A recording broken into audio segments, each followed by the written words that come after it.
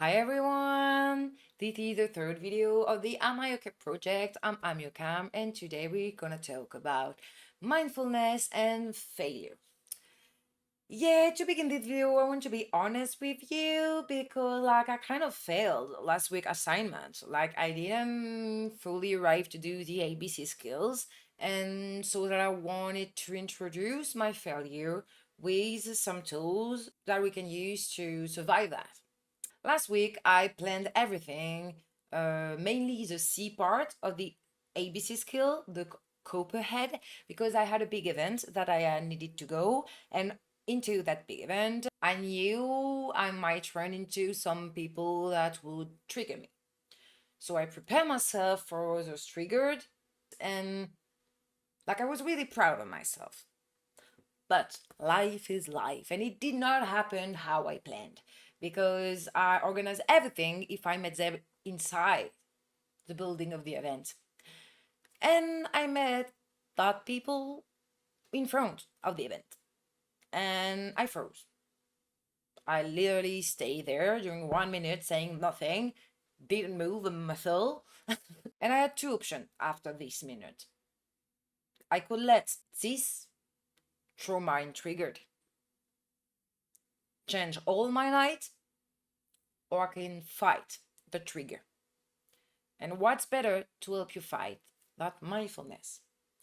And to be honest, mindfulness was the more hardest core of BPD, but also one of the one who works the fastest and the best.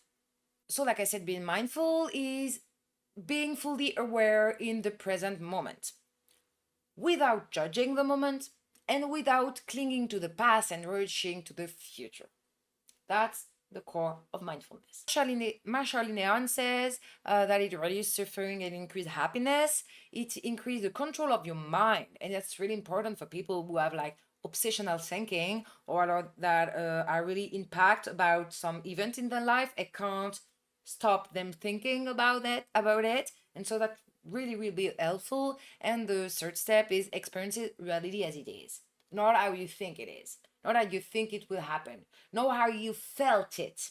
We have a little drawing about what is the wise mind in DBT culture. There is the reasonable mind, the emotional mind, and the wise mind is a mashup of both. You can be really pragmatical, but if you're really pragmatical, you maybe have a tendency to don't understand others' emotion and why they act like that. For example, someone who is pragmatical won't understand, will tell me, but why did you not react? What did you not say to that person that you meet in that party? What you really thought about them? Emotional mind will understand. Oh my God, you froze because of your past trauma. Oh my God. But what is a wise mind? A wise mind can say, okay, so I understand that you froze, but what can you do to improve that in the future? You see, it's dialectical. It's something in between. For example, you say a reasonable mind is cool, rational, task focused, fact. An emotional mind is hot, mood dependent, emotion focused. So if I'm angry, I risk to talk angrily. But if I have a reasonable mind, I'm not gonna say that I'm angry because I don't care, because this person factually does not care about what I think. But a wise mind will make a compromise. Wise mind is something, wisdom within each person. Things of value of both rhythm and emotion, bringing left brain and right brain together in a middle path.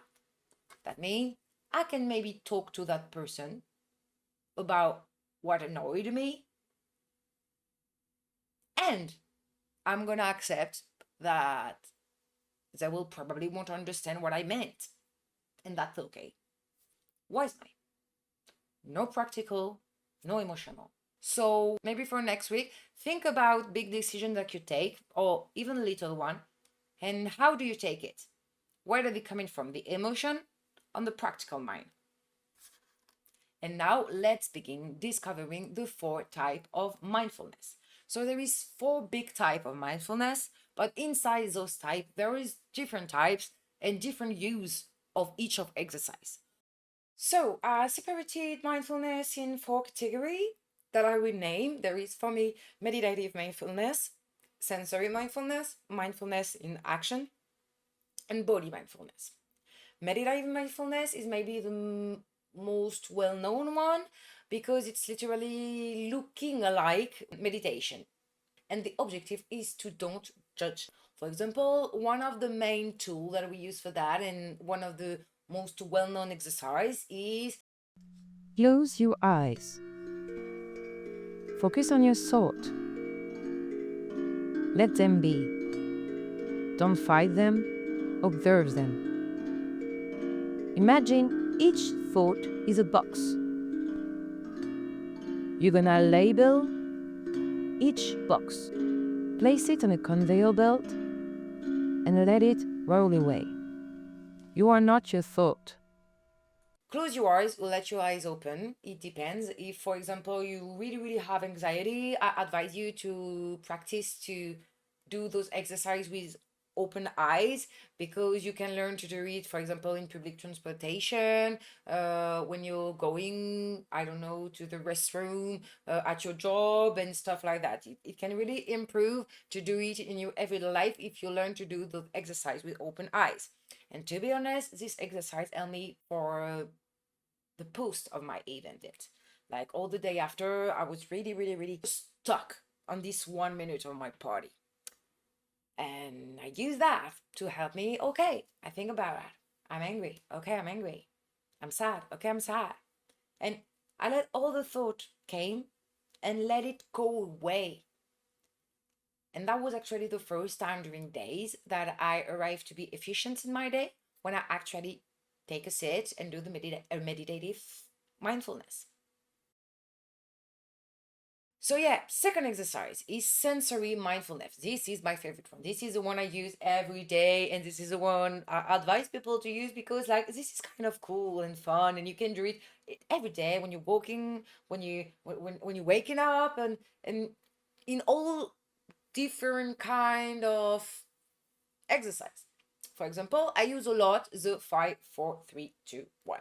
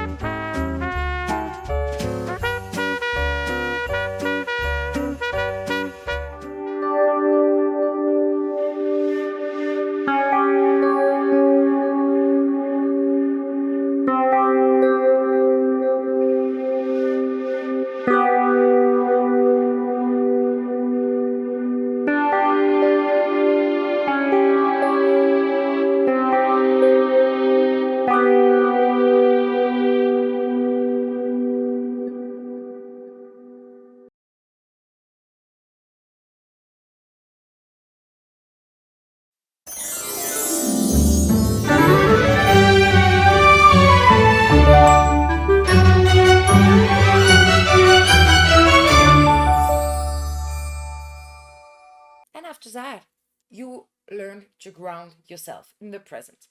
And doing that repeatedly help your brain actually see those little stuff by itself.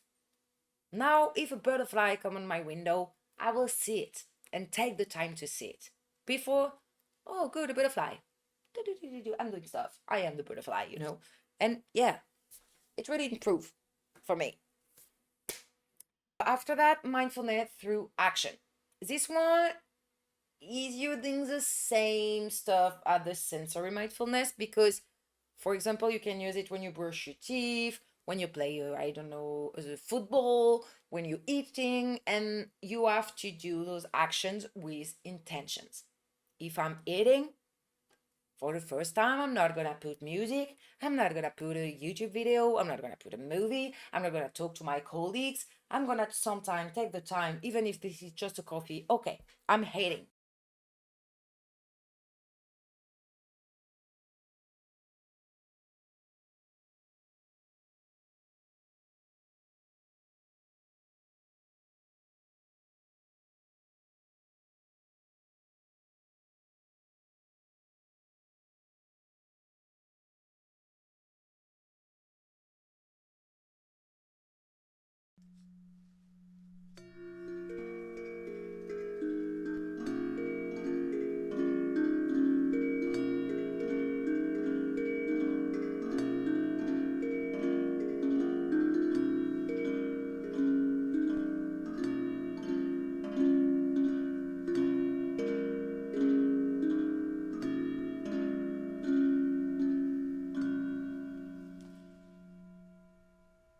If I'm eating, for the first time, I'm not gonna put music, I'm not gonna put a YouTube video, I'm not gonna put a movie, I'm not gonna talk to my colleagues. I'm gonna sometime take the time, even if this is just a coffee. Okay, I'm hating. And those exercises help you to take things slow, to appreciate something slowly. Because life isn't quick. Life isn't a series that is cut. You have to go to the toilet. You have to go to your meeting. Yeah, you have to take the train, and it's not funny. And just appreciate those moments. Don't leave them automatically, leave them fully. And it will improve your everyday life, and maybe it will even improve your time. Take the time to feel and to live. This is something that we forbid as human right now, because we have some tools that are literally the continuity of our body, and we need to take the time to think about how we feel, because it can be scary and it can also be positive, but you have to learn to live with your feeling, and those exercises will help you with that. And the last one is the body mindfulness. The body mindfulness really, really helps when you actually feel, for example, dissociating, or when you really, really need to anchor yourself in the present, or you need to fuck the calm down, to be honest. Lay down and sit comfortably. You're gonna start with your head. Do you feel any tension or pressure? Then go down slowly, body part by body part. What do you feel? What does this exercise make you feel? After that, concentrate on your breathing, on your sensation.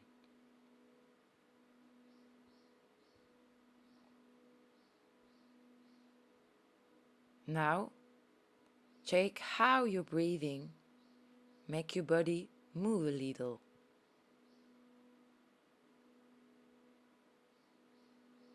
Do that kind of exercise during at least 1 minute a day, and it will help you reconnect to your body and calm your nervous system. I'd advise you to use some meditation tools like Little Bamboo to help you concentrate during 1 minute straight and go harder and harder every time. And after that, you obviously feel relief. You obviously feel less tense. And what I want to know about mindfulness in general, and mainly on the body mindfulness, there is one rule. The rule is you are not supposed to do it right. You are not supposed to do those exercises perfectly. The objective of those exercises is to learn how your brain can rewire itself to become more mindful. But this is a giant work. Actually, one part of Buddhism is actually to learn to be mindful. And there is some monk that doing that for years and years and years just to obtain this awareness and freedom of being mindful. But there is one of those core exercises that really help you in everyday life basis. And that improve your life really more quickly than the other pillar. If your minds drift, it's normal. The objective with mindfulness is to notice when your brains go away and to take it back to the mindfulness and the actions or the exercise you were doing. So, yeah, to end this video, yeah, I failed last week, but that's okay because I've got tools to react and not blame myself on not doing things right, not being perfect and stuff like that. I'm showing up to myself. And if you're watching this video and you're at this time of the video, you showing up for yourself. And I'm fucking proud of it. You can't imagine because I know how much painful this is for us to go through life. And I know those tools like I really gatekeep and that's annoying me a lot. So the fact that even if that's one person that actually sees these videos and make me so happy. So yeah, so be grateful for your life. I hope those tools will help you understand better the way you can practice. And yeah, you can see all type of different exercise and different practice on the Discord. So I'm proud of you. Let's heal together. See you next week for the next video. Bye bye.